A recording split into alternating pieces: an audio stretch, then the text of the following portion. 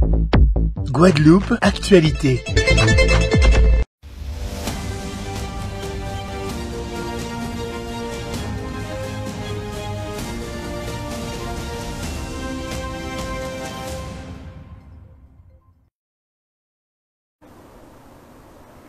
Mesdames et messieurs, bonsoir. Bienvenue dans Analyse Hebdo, l'émission qui décrypte l'actualité avec notre expert Georges Calixte, politologue et docteur en sciences politiques. Comme chaque vendredi soir à 20 h, nous abordons 3 sujets qui ont marqué notre semaine pour mieux appréhender le monde qui nous entoure.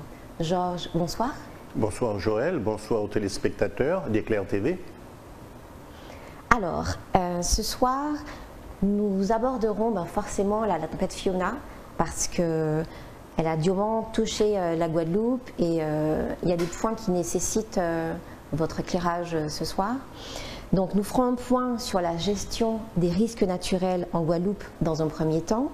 Ensuite, nous analyserons ensemble comment la solidarité nationale s'exprime sur nos territoires en cas de catastrophe naturelle, pour enfin clôturer notre rendez-vous avec un petit point sur l'illettrisme, puisque c'était la semaine nationale il y a peu de temps. C'est parti.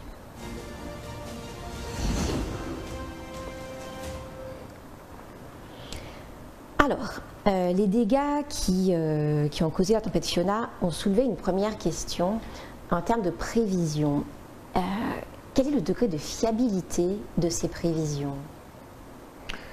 Eh bien, actuellement, le bassin Caraïbe est sous la surveillance du National Hurricane Center, le Centre américain des cyclones, et c'est cet organisme qui donne des prévisions de trajectoire. Et Météo France ne fait en général que reprendre les données qui sont celles du NHC.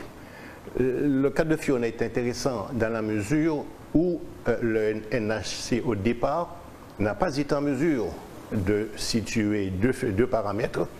Le premier, c'est que le centre dépressionnaire se situait avant la tempête, en tout cas la masse nuageuse, et d'autre part, le positionnement. Alors rappelez-vous que lorsque la tempête était à 800 km de la Guadeloupe, le centre dépressionnaire était situé à 16,8, donc devait passer au nord de la Grande Vigie.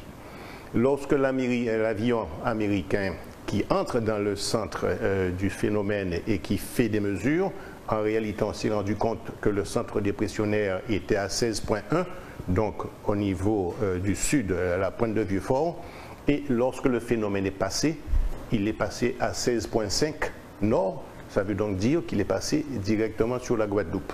Donc c'est vrai que ce que nous espérons tous, c'est une plus-value de Météo France. Alors je sais que c'est difficile, que Météo France n'est pas forcément outillé. La prévision des vents est exacte, l'état de la mer est bien prévu par Météo France. Par contre, il y a 2 phénomènes qui échappent. D'abord, les phénomènes de cisaillement. Quelle est leur importance sur l'atténuation de l'intensité des pluies? Et d'autre part, la formation brutale d'un certain nombre de masses nuageuses, de cumulus, comme on a pu le connaître il n'y a pas si longtemps, même si ces cumulus se sont concentrés, par exemple, au mois d'avril dernier, sur la Grande Terre et particulièrement les abîmes Bémao, donc un axe très particulier. Donc c'est vrai que Météo France gagnerait, me semble-t-il, à peut-être lorsqu'un phénomène est à 400 ou 500 km de chez nous, de compléter les informations du NHC, du National Hurricane Center. Faudrait-il encore que Météo France Guadeloupe puisse avoir les moyens matériels de pouvoir effectivement se livrer à des prévisions de trajectoire, sachant que nous ne sommes pas en présence d'une science exacte et qu'il y a des modèles numériques qui donnent des probabilités. Et c'est vrai que ces probabilités, et on l'a vu pour la tempête Fiona, peuvent être très variables en ce qui concerne les prévisions. D'accord. Alors, il existe plusieurs dispositifs de protection imposés par la loi. Je pense au GMAPI, au PPRN. Est-ce que vous pouvez nous aider à y voir un petit peu plus clair? Oui. Concernant la gestion des risques, donc la protection des biens et bien sûr les protections humaines, la protection des vies humaines, il y a deux dispositifs qui sont actuellement opérationnels. Le dispositif GEMAPI, la gestion des milieux aquatiques et de prévention des inondations, qui, au terme de la loi NOTRe, donc la loi du 7 août 2015, incombe depuis 2018 à titre optionnel aux intercommunalités et à titre obligatoire depuis 2020. En réalité, toutes ces structures ont un plan GEMAPI. La grande difficulté, c'est que le plan GEMAPI doit s'appuyer sur l'arrêté du 7 avril 2017, qui, en tout cas, concerne ce qu'on appelle le plan d'études des dangers. Et l'une des faiblesses des différents schémas de gestion des inondations, c'est de n'avoir pas un plan des dangers suffisamment élaboré. Or, ce plan des dangers, et ça au terme de l'arrêté d'avril 2017, doit permettre de faire la synthèse des études hydrologiques sur la Guadeloupe, doit pouvoir préciser quelle est la conséquence de certains ouvrages ou certaines habitations sur la déviation des cours d'eau, également sur le plan mécanique, la fiabilité d'un certain nombre d'ouvrages. Regardez bien ce qui s'est passé à Viard du côté de Goyave, mais également à l'entrée de Basse-Terre où une partie de la passerelle s'est effondrée. Et enfin, il faut une carte dite de venue des eaux. Et malheureusement, ce dispositif et ces différentes exigences ne sont pas suffisamment performantes, en tout cas fiables à l'heure actuelle, pour pouvoir anticiper réellement une situation de grande crue. Donc en fait, le progrès de nos collectivités, en particulier des intercommunalités, c'est justement d'affiner ce plan d'étude des dangers. Parallèlement, quand vous construisez, l'État, depuis la loi SRU de 2000, a mis en place le plan de prévention des risques naturels. Vous avez des zones rouges qui sont des zones qui sont fortement menacées. Alors il peut y avoir un PPRN séisme, toute la Guadeloupe, un PPRN cyclone, un PPRN submersion. Et bien sûr, il y a des lois qui s'enchevêtrent, la loi sur l'eau et la loi sur le littoral. En fait, la grande problématique, beaucoup de personnes ont construit avant 2000 et par conséquent, on ne peut pas les chasser, entre guillemets. Ce qu'a prévu la loi, c'est la possibilité pour les maires de les déplacer.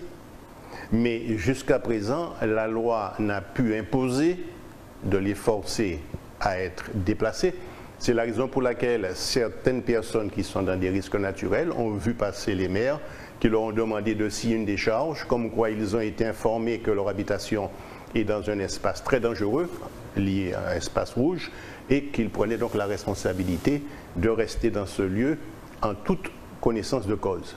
Donc en réalité, la grande difficulté, c'est le nombre de personnes qui ont construit sans permis, et pour deux raisons. D'abord, avant 2000, il y avait les plans d'occupation des sols et ce qu'on appelle l'indépendance des législations. Ça veut donc dire qu'il y avait une législation spécifique à l'urbanisme, mais que les législations environnementales ne venaient pas être des normes qui s'imposaient à l'urbanisme. Donc, on construisait très facilement jusqu'à l'an 2000. Par contre, à partir de l'an 2000, où il y a eu les plans d'occupation des sols par la loi SRU, on constate que des gens ont de plus en plus construit illégalement, puisque pour obtenir un permis de construire, il y a plusieurs normes qui s'imposent au plan d'occupation, en tout cas au plan local d'urbanisme, et par conséquent, ça devient difficile. Les gens ayant des terrains familiaux dans l'indivision, ayant des terrains disponibles, mais étant confrontés à de nombreuses normes, on constate qu'entre 2000 et 2020, il y a eu plus de constructions en coup de main illégales que ce qui se passait effectivement au préalable. Mais ça, c'est lié à l'insuffisance de simplification des procédures administratives qui permettent aux gens de construire. Alors on le verra tout à l'heure, ça a des conséquences, puisque quand vous construisez sans permis, vous avez une très grande fragilité en matière d'assurance. Il est toujours possible, en fournissant le document H1, d'obtenir de l'eau et de l'électricité dans tous les cas de figure, à partir du moment où les communes attribuent un permis de construire. Les communes s'engagent également à étendre les réseaux jusqu'à ceux, en tout cas à tous ceux qui ont eu un permis en bonne et due forme. Donc c'est vrai que le système du PPRN permet de cibler un certain nombre de zones, mais qu'il y a une antériorité qui fait que beaucoup d'habitations de toute façon resteront fortement exposées, y compris aux aspects de submersion, même si l'établissement public foncier et l'agence des 50 pages géométriques cherchent à régulariser les situations le plus que possible, mais il y a des situations qui ne sont pas régularisables en raison bien évidemment des constructions en coup de main et bien sûr des dangers imminents qui menacent un certain nombre d'habitations. Donc c'est vrai, concernant cet aspect, il y a au niveau des prévisions météorologiques une amélioration, y compris au niveau des Américains, mais c'est également vrai que aussi bien le système GEMAPI ne s'appuyant pas sur le plan de danger que le système en lien avec le PPRN, ce sont des éléments qu'il nous faudra améliorer dans l'avenir. Très bien. Mais alors concrètement, comment ces dispositifs sont en mesure de protéger la population ? Sur deux bases. La première, c'est l'identification en fonction de la nature des sols, de la menace qui peut intervenir. Mais si les dispositifs ne s'appuient pas sur le plan d'étude des dangers, bien souvent les dangers interviennent alors même qu'ils n'ont pas été prévus. Donc ça, c'est le premier élément. Le deuxième élément, bon, écoutez, on est censé, dans les zones rouges, interdire les constructions. Et quand on parle d'interdiction de construction, aussi bien dans les zones rouges que dans les zones bleues, puisque dans les zones blanches, il n'y a aucun problème à ce niveau-là, on parle effectivement de prescription. Et aussi bien dans les zones rouges que dans les zones bleues, il y a des prescriptions d'urbanisme, il y a des prescriptions de construction et il y a des prescriptions d'exploitation et d'utilisation. Plus on est en zone rouge, plus ces prescriptions sont restrictives et par conséquent empêchent quasiment des constructions ou ne peuvent tolérer que des constructions particulières. En tout cas, dans la zone bleue, c'est beaucoup plus facile, en particulier pour les équipements publics. Donc c'est vrai que l'efficacité de ces deux systèmes est fortement liée à la capacité des plans d'occupation des sols de pouvoir intégrer dans l'usage qui est donné des sols au niveau des normes d'urbanisme, d'intégrer ces données, mais ce n'est pas facile. La preuve, c'est qu'on a été en difficulté pour Fiona. On l'avait déjà été, rappelez-vous, pour l'ouragan Lenny. Et on le sera vraisemblablement puisqu'il est prévu que les phénomènes soient de plus en plus violents, même s'ils ne sont pas aussi nombreux, mais qu'ils soient de plus en plus violents. D'accord. Nous passerons maintenant au deuxième sujet. Je vous en prie.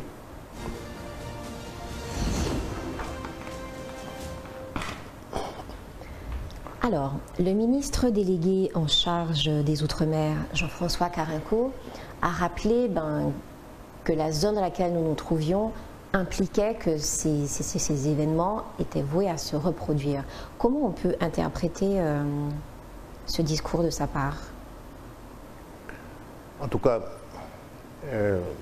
il peut y avoir une interprétation de type évidence majeure, à savoir que quand vous venez dire à la population guadeloupéenne qu'il faut vivre avec ces événements naturels, mais écoutez, mon grand-père, notre arrière-grand-père, depuis le cyclone de 1928, on sait qu'il faut vivre avec les éléments.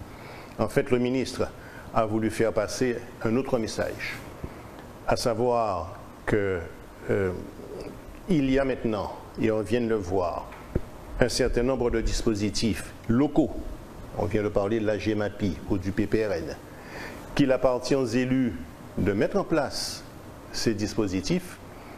Et c'est donc un moyen de dire, mais n'attendez plus tout de l'État, puisque vous avez la possibilité localement d'avoir des instruments que vous devez mobiliser.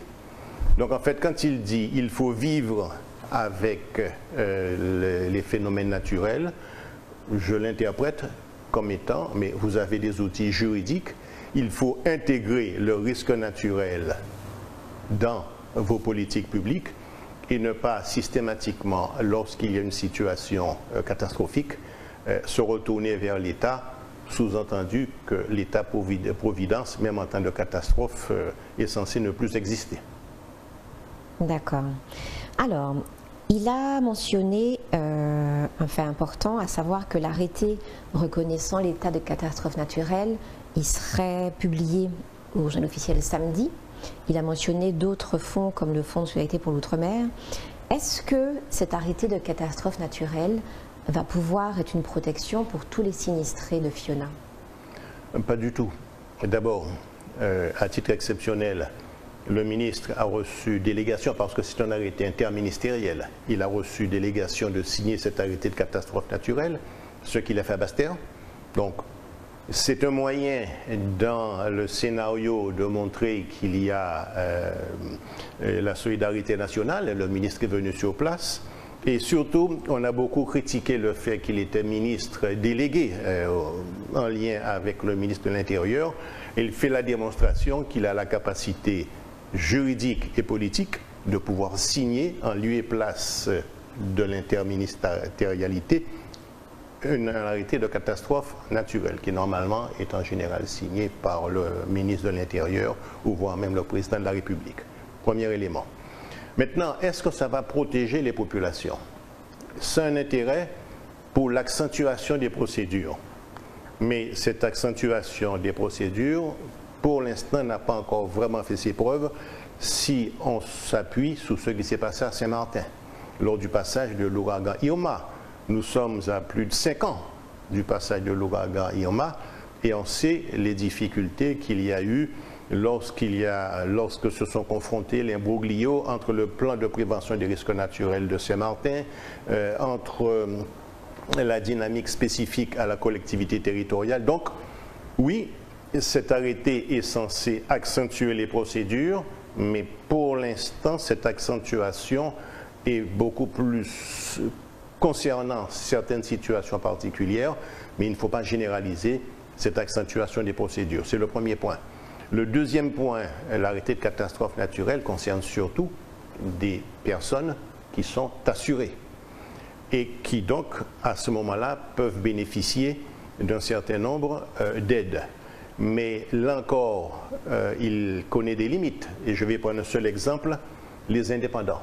Parce que des agriculteurs, des artisans, en tout cas des indépendants, ont été touchés. La Caisse générale de sécurité sociale, au vu de cet arrêté de catastrophe naturelle, a décidé de faire un geste d'aide à ces petites entreprises, les indépendants, mais a imposé des conditions. Il faut être à jour de ces cotisations sociales et fiscales. Donc, automatiquement sont exclus déjà une grande partie des entreprises, des indépendants, à moins que c'est un moyen de les forcer à aller négocier un moratoire par rapport aux charges sociales et fiscales. Premier élément. D'autre part, il faut que ça soit exercé à titre principal. Et enfin, il est prévu qu'il y ait une étude au cas par cas.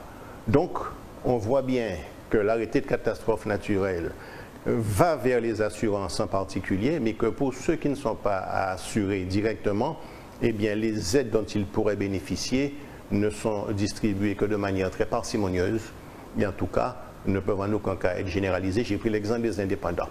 Maintenant, il existe d'autres aides, le fonds de secours d'urgence, le plan Orsec-Eau, mais je vous avoue qu'il faut attendre, puisqu'on connaît là-dessus la philosophie de l'État, surtout que le président de la République a rappelé que le temps de l'abondance est terminé. Alors, en tenant compte de l'usage, quelle est la doctrine de l'État en matière de solidarité nationale? Quand on prend 3 exemples, d'abord la situation de la Covid-19. On a vu les événements de novembre 2021 et plus récemment la problématique de Fiona. L'État, dans sa doctrine, reste assez régulier autour de 3 étapes. D'abord, l'État rappelle toujours la solidarité nationale. Donc, dire que l'État est présent. Par contre, ce qui change, c'est qu'il ne s'engage plus a priori financièrement, il se contente de rappeler les dispositifs existants.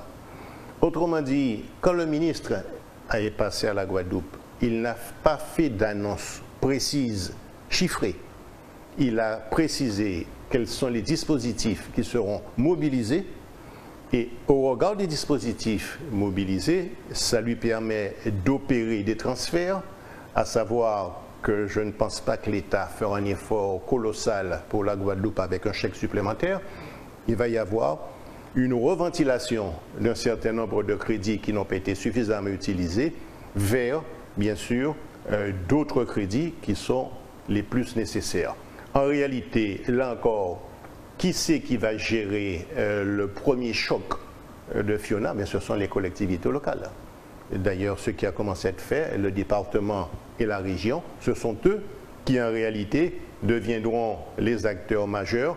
Et vous verrez que l'État interviendra en appui, mettra à disposition ses services pour l'ingénierie quand il manque, mais quant à dire qu'il y aura des sommes financières colossales dans le cadre d'un plan sec qui seront dégagés pour la Guadeloupe, là ce n'est plus la doctrine de l'État. Je ne cesse de le répéter chaque fois que j'interviens.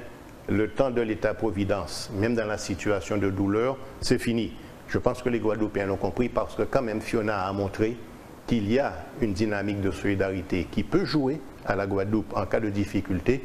Et c'est chaque fois qu'il y a un événement majeur comme celui qu'on a connu qu'on voit l'état de solidarité des Guadeloupéens. Donc maintenant, le Fiona vient nous rappeler de plein fouet que nous devrons nous prendre en charge politiquement et humainement nous-mêmes et ne plus attendre de l'État-providence qu'il puisse se substituer à notre volonté de solidarité ou aux politiques publiques dont les collectivités ont la charge. Place au 3e sujet.